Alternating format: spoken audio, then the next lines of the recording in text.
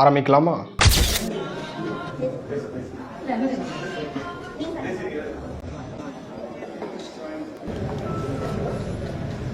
Mayor Priya verse MLA பல்லவி.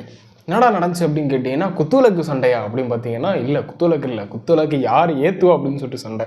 நிறைய பேர் பார்த்துருப்பீங்க என்ன நடந்துச்சுன்னு சொல்லிட்டு. காலையிலேருந்து பரபரப்பாக பேசிகிட்டு இருக்கிறாங்க. அரசியல் பேச்சுக்கு பஞ்சம் இல்லாமல் போயிடுச்சு, கண்டென்ட்டுக்கு பஞ்சம் இல்லாமல் போயிடுச்சு. முக்கியமாக பெரிய பெரிய யூடியூபர்ஸ் அவங்களுக்கு பஞ்சம் இல்லாமல் போயிடுச்சு. யாருன்னு பார்த்தீங்கன்னா அரசியல் பேசுறவங்க. நம்மளே மாதிரி இருக்கவங்களாம் எங்கே சப்ஸ்கிரைப் தட்டி விட்றாங்க. பட் இருந்தாலும் நம்ம பேசுவோம். என்னென்னா இன்றைக்கி வந்து ஸ்கூல்லாம் ரீஓப்பன் ஆகிருக்கு. ஓப்பன் ஆகும்போது இங்கே ஒரு சில ஸ்கூல்ஸ் ஓப்பன் பண்ணுறாங்க. அந்த செரமனி நடந்திருக்கு. நடக்கும்போது எம்எல்ஏன்ட்டு அழைப்பு கொடுத்துருக்காங்க மேயர் பிரியா அவர்கள். அப்படி கொடுக்கும்போது அதில் குத்துவிளக்கு ஏற்றுவாங்க பார்த்தீங்களா? அப்போ குத்துவிளக்கு ஏற்றும்போது வந்து நம்ம மேயர் பிரியா வந்து ஏற்றுறாங்க. ஏற்றுனதுக்கப்புறம் அந்த அந்த மெழுகுவர்த்தி வந்து கொடுக்கும்போது வந்து நம்ம எம்எல்ஏ பல்லவி அவர்களும் அவங்க கைக்கு போகிற மாதிரிச்சு அவங்க வாங்குறதுக்கு போகிறாங்க. கொடுக்க மாட்டேங்கிறாங்க. எதை கொடுக்க மாட்டேறாங்க கேட்டால் ப்ரோட்டோகால் படி தான் நாங்கள் வந்து குத்துவிளக்கு ஏற்றுவோம் அப்படின்னு சொல்லிட்டு சொல்கிறாங்க. அப்போ ப்ரோட்டோகால் படி இன்பநிதி அவர்கள் எப்படி கவர்மெண்ட் ஃபங்க்ஷனுக்கு முதல் பந்தியில் உட்கார்ற மாதிரி முதல் இடத்தில் எப்படி உட்கார்ந்தார் இப்படின்னு எல்லாரும் கேள்வி கேட்குறாங்க. நான் கேட்கல, மக்கள் கேட்குறாங்க.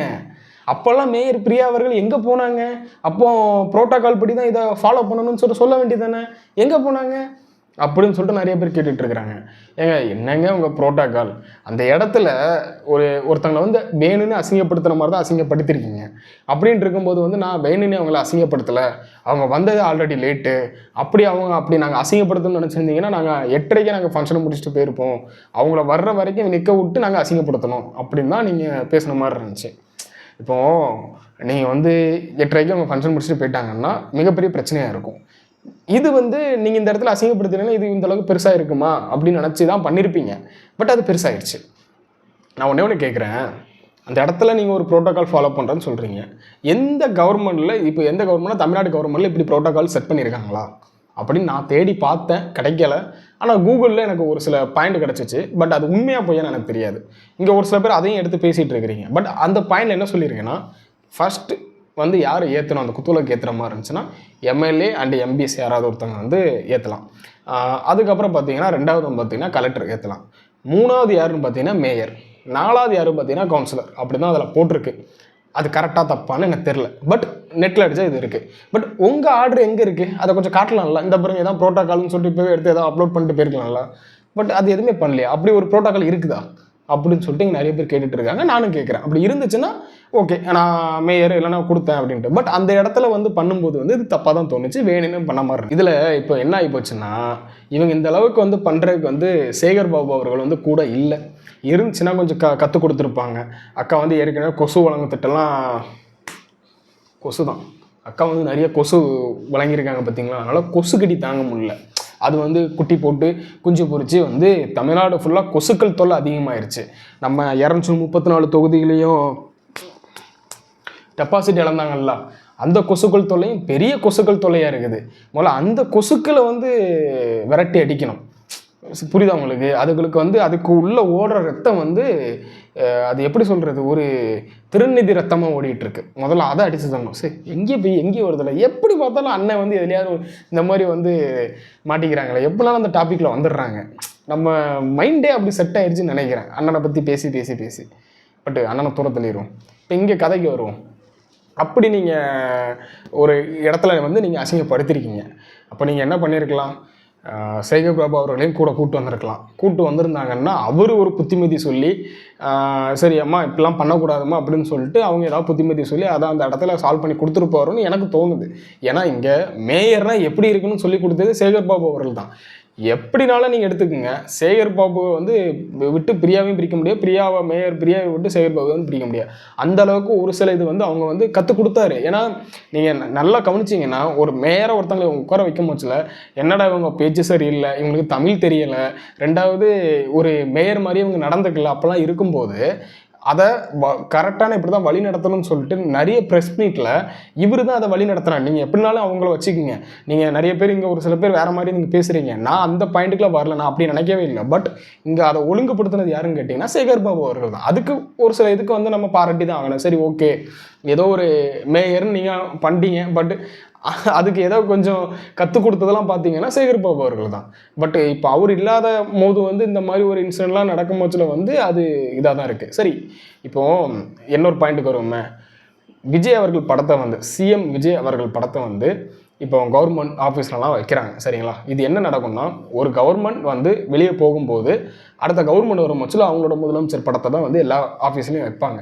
பட் இப்போ இங்கே என்ன நடந்துட்டு இருக்குன்னா, ஸ்டாலின் அவர்கள் புகைப்படத்தை ஏன் வெளியெடுக்கிறீங்க, ஏன் உள்ளே வைக்கிறீங்க அப்படின்னு சொல்லிட்டு நிறைய சாரி வெளியே எடுக்கிறீங்க, ஏன் ஏன் ஏன் உள்ளே வைக்கக்கூடாது அப்படின்னு சொல்லிட்டு கொஸ்டின் கேட்குறாங்க. நான் கேட்குறேன், உங்கள் 5 வருஷம் ஆட்சிக்கு முன்னாடி அம்மா உணவகத்தில் ஜெயலலிதா அவங்க படம் இருக்குது அப்படின்னு சொல்லிட்டு நீங்கள் என்ன அட்டூழியம் பண்ணீங்க தெரியுமா?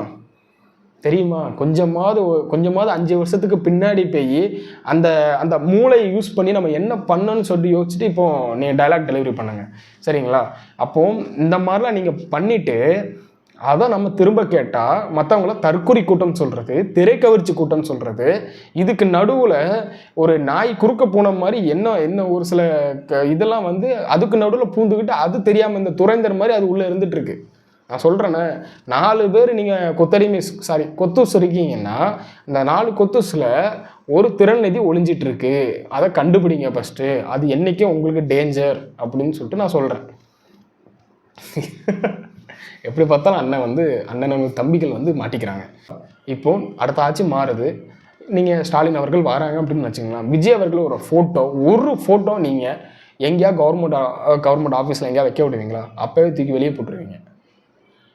தானே நடக்கும். பட் இப்போ இருக்க நியூ கவர்மெண்ட் அமைஞ்சாலும் அதை நம்ம ஃபாலோ பண்ணணும்ல, ஏன் பண்ண மாட்டேங்கிறீங்க? சரி, வச்சுட்டு போங்க, அதெல்லாம் ஒன்றும் சொல்ல முடியாது. இங்கே வந்து ஒரு சில இதை பண்ணுறீங்க.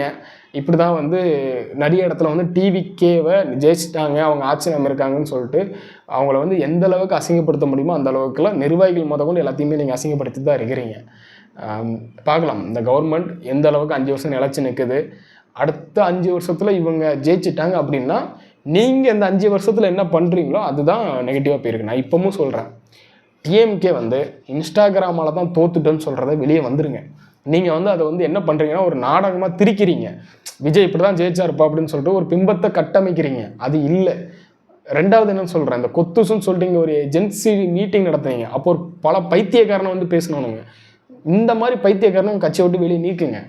ரெண்டாவது, இப்போ புதுசாக இன்ஸ்டாகிராமில் அக்கௌண்ட் ஓப்பன் பண்ணி வச்சுட்டு பைத்தியக்காரத்தனமாக பண்ணிட்டு இருக்கிறானுங்க. அதை நிப்பாட்டுங்க. உங்கள் கட்சியில் என்ன தப்பு பண்ணீங்க, எதனால நம்ம தோற்றோம், யார் தப்பு பண்ணால், யார் எந்த இதில் வேலை பார்க்கல, கூட்டணி கட்சி வேலை பார்க்கலையா, எதனால் இந்த பர்சன்டேஜ் கம்மியாச்சு, எதனால் அந்த மாற்றத்தை தேடி அங்கே போனாங்க அப்படின்னு சொல்லிட்டு யோசிங்க. நம்மளை ஏன் வேணான்னு சொல்லிட்டாங்க ஓட் போட்டாங்கன்னு சொல்லிட்டு யோசிங்க. அதை விட்டுட்டு வெறுப்பு அரசியலையும் ஒரு தனிப்பட்ட ஒரு இதையும் அடித்து நீங்கள் பண்ணிகிட்டு இருந்தீங்கன்னா இன்னும் நீங்கள் தோற்று போவீங்க. இதே தான் நான் ஏடிஎம்கேக்கு சொல்லலான் இருந்தேன். பட் அந்த கட்சியை வந்து ஒரு குழி தோண்டி புதைச்ச கதையாக வந்து எடப்பாடி பழனிசாமி அவர்கள் வந்து பண்ணிட்டாங்க பிஜேபியோட சேர்ந்து. பட் அதனால் அந்த கட்சியை பற்றி நம்ம பேசுகிறது வேஸ்ட்டு. இப்போ டிஎம்கே ஒரு நல்ல எதிர்கட்சியாக செயல்படுங்கன்னு தான் என்னோடய கோரிக்கையாக இருக்குது. ஏன்னா நிறையா எல்லோரும் சொல்கிற மாதிரி தான் 2011 இதை பார்ப்பீங்க, நல்ல ஒரு எதிர்கட்சியாக இருந்த ஒரு டிஎம்கே பார்ப்பீங்க. எதிர்கட்சியாக இருந்தால் ஆளுங்கட்சிக்கு ரொம்ப வந்து ஒரு பாதிப்பாக இருக்கும். பாதிப்பு மீன்ஸ் என்னென்னா அந்தளவுக்கு ப்ரெஷர் இருக்கும் நல்லது செய்யணும்னு சொல்லிட்டு.